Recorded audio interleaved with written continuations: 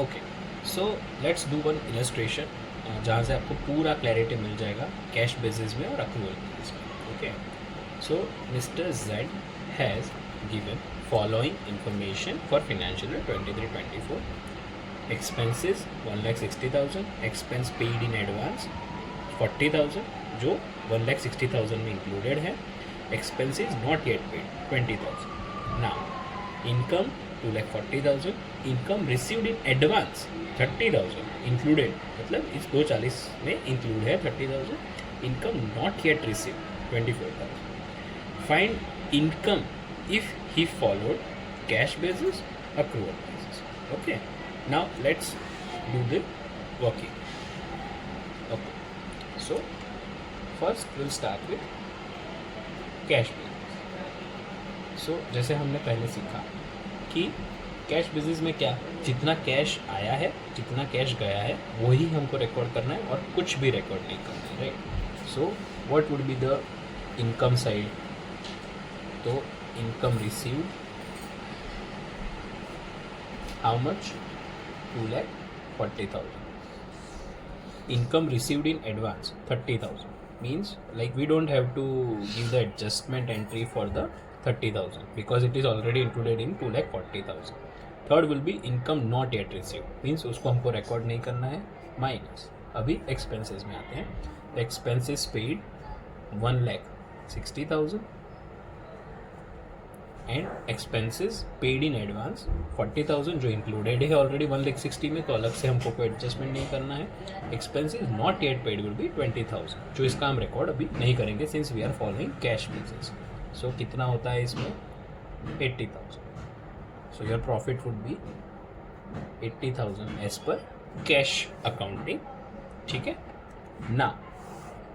From accrual basis,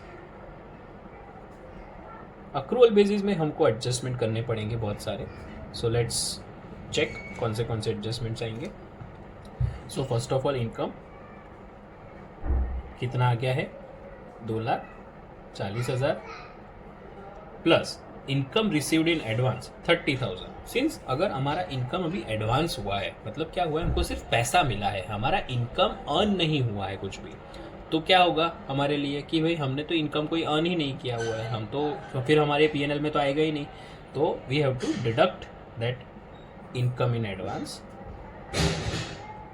since it is not income yet, तो हम क्या करेंगे, इसको माइनस कर देंगे.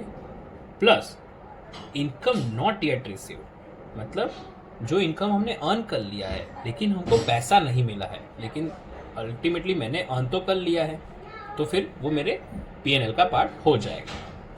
तो हम इसको कैसे करना चाहेंगे? तो इनकम नॉट येट रिसीव, उसको हम अपने बुक्स में ऐड कर देंगे. ठीक है, तो इसका क्या आंसर आएगा? 2,40,000 plus 24,000 minus 30,000. So your total income would be 2,34,000, right. Now expense. अभी एक्सपेंसेस में क्या होता है कि एक्सपेंसेस पेड जो भी हमने पे किए हैं कितने किए हैं, तो बोले 1,60,000. Now expenses paid in advance included 40,000, मतलब कि हमको ये बेसिकली हमने क्या किया, एक्सपेंस पहले पे कर दिया है, पैसा दे दिया है लेकिन हमारा एक्सपेंसेस नहीं है, तो हम क्या करेंगे, इसको माइनस करेंगे.